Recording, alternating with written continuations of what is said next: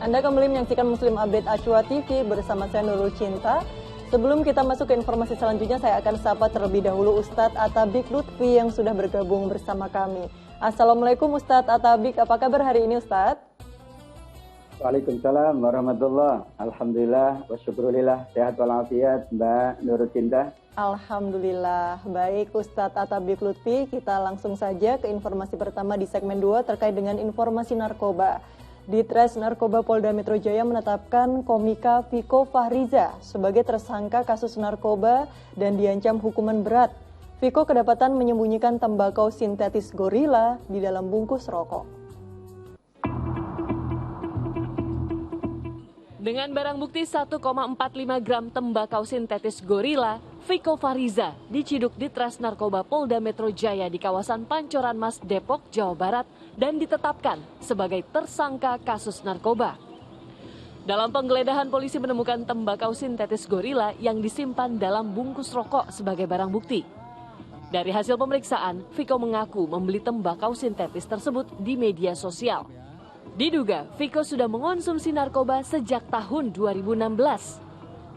Pelaku membeli tembakau sintetis ini dari media sosial, kemudian mengkonsumsinya sendiri dengan alasan karena yang bersangkutan merasa sulit untuk tidur.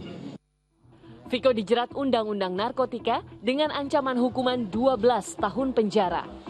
Sebelumnya musisi sekaligus aktor Ardhito Pramono juga terancam mendapat hukuman yang sama setelah ditetapkan menjadi tersangka terkait kepemilikan narkotika jenis ganja. Johan Teruna melaporkan dari Jakarta. Ya, lagi dan lagi selebritas seperti sulit lepas dari obat yang populer membuat jiwa dan pikiran jadi tidak waras.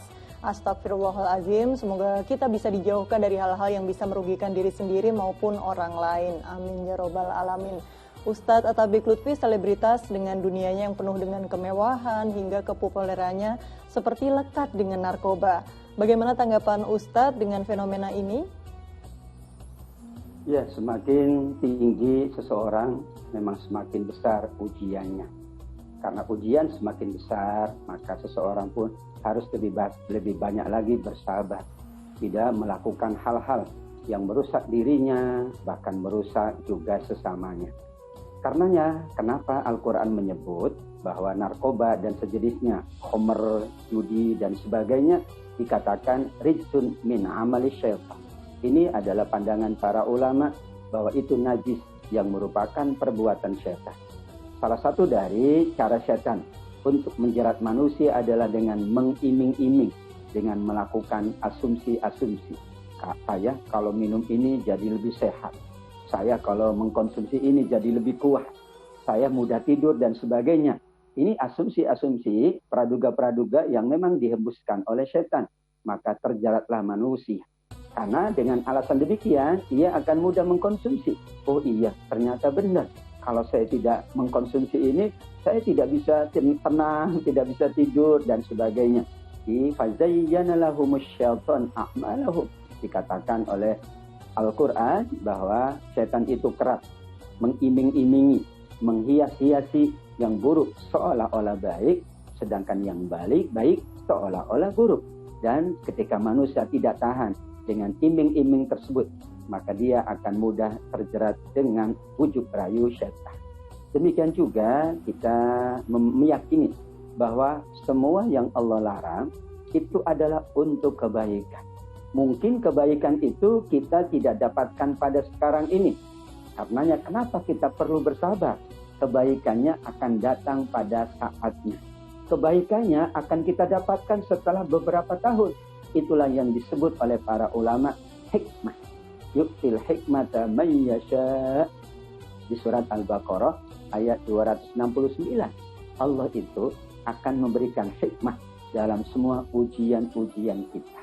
Jika misalnya sekarang kita kekurangan harta, ternyata hikmahnya Allah hadirkan nanti. Oh, dengan demikian aku lebih mudah dekat dengan Allah misalnya.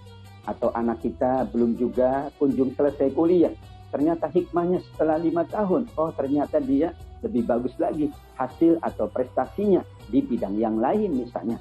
termasuk juga dalam konteks narkoba ini. Kita yakin ketika kita meninggalkan yang merusak diri kita dalam waktu yang cukup lama, maka hikmah itu Allah hadirkan. Kita tambah sehat, keluarga kita tambah harmoni, teman-teman kita juga terhindar dari keburukan, dan kita sendiri akan jauh lebih baik lagi di masa yang akan datang.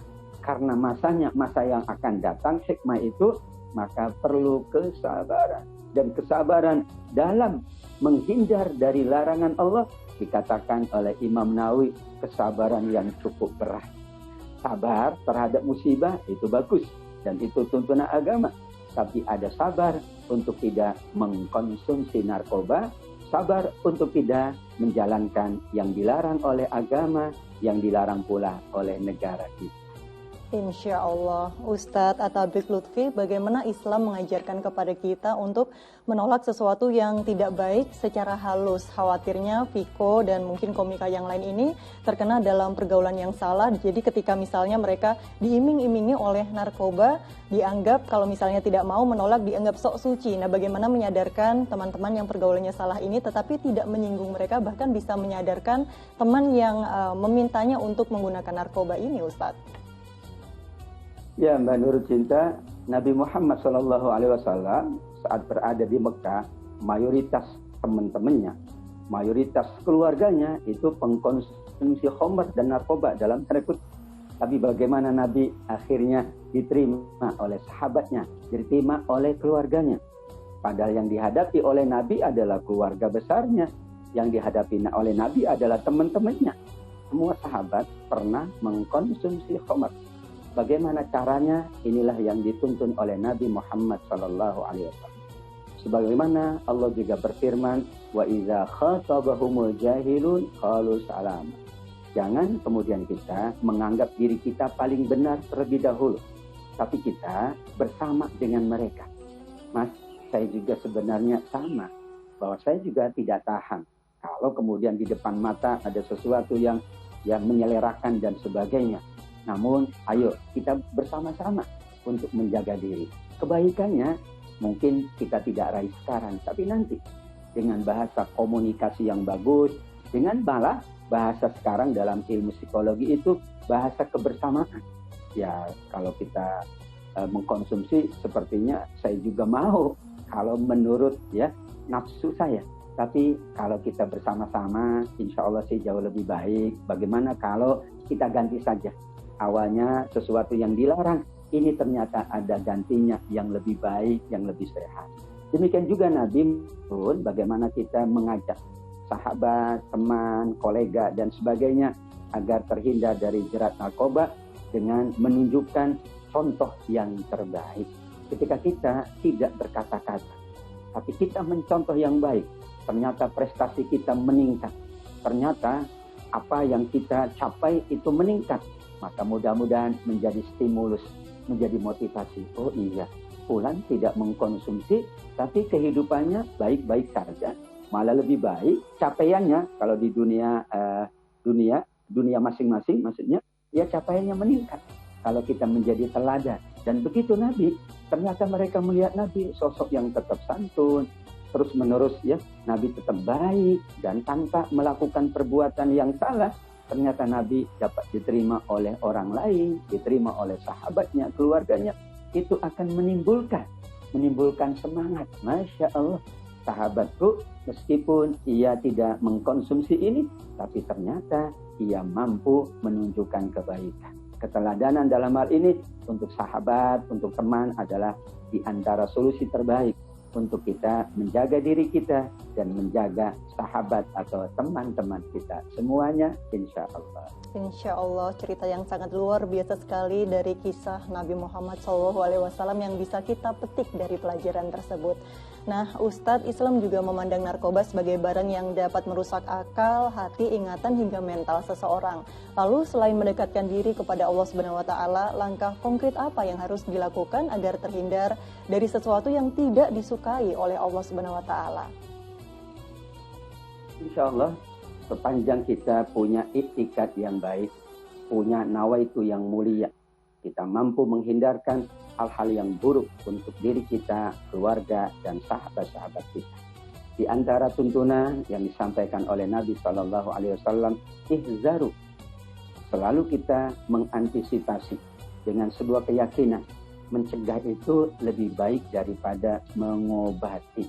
Ketika kita mampu menjaga diri kita, kita terhindar dari keburukan, maka itu lebih baik daripada kita terlibat meskipun nanti ada proses perbaikan, proses pengobatan dan sejenisnya. Karena tetap dalam pandangan agama melakukan tindakan preventif jauh lebih baik daripada melakukan tindakan yang bersifat pengobatan, penyembuhan dan sejenisnya. Demikian juga bagaimana kita terhindar dari jerat narkoba, dari hal-hal yang sangat buruk untuk diri kita. Kita mengingat dampaknya, ternyata dampak dari perbuatan kita tidak hanya kepada diri kita, tapi kepada anak-anak kita. Kita mengingat bahwa kita punya anak, kita punya keluarga. Khawatir apa yang kita lakukan itu berdampak kepada keluarga kita. Taruhlah kalau untuk diri kita, kita kuat untuk menghadapinya. Tapi coba renungkan, pikirkan bahwa bisa jadi apa yang kita lakukan dari keburukan, dari kemaksiatan, dampaknya untuk anak-anak kita. Kan kasihan anak-anak kita. Masa depan mereka masih panjang. Kan kasihan anak-anak kita. Masih anak-anak, tapi sudah mendapatkan dampak buruk dari perbuatan orang tuanya, perbuatan omnya, perbuatan tantenya. Itulah yang selalu diingat oleh Imam Ghazali. Manakala beliau akan melakukan perbuatan yang dilarang oleh Allah, beliau ingat anaknya. Beliau ingat saudara-saudaranya. Karena bisa jadi apa yang dilakukan mungkin Allah tidak berikan kepada pelakunya, tapi kepada anaknya, saudara-saudaranya. Cinta kita kepada anak, cinta kita kepada saudara, cinta kita kepada keluarga, itu insya Allah akan menjadi benteng kita agar kita terhindar dari perilaku tercela, mengkonsumsi yang dilarang oleh agama, dilarang oleh negara. Insya Allah mencegah lebih baik daripada mengobati dan juga berpikir panjang terlebih dahulu sebelum berbuat. Apalagi jika perbuatan itu bisa berdampak tidak hanya kepada diri sendiri namun juga terhadap keluarga. Masya Allah. Baik Ustadz Atta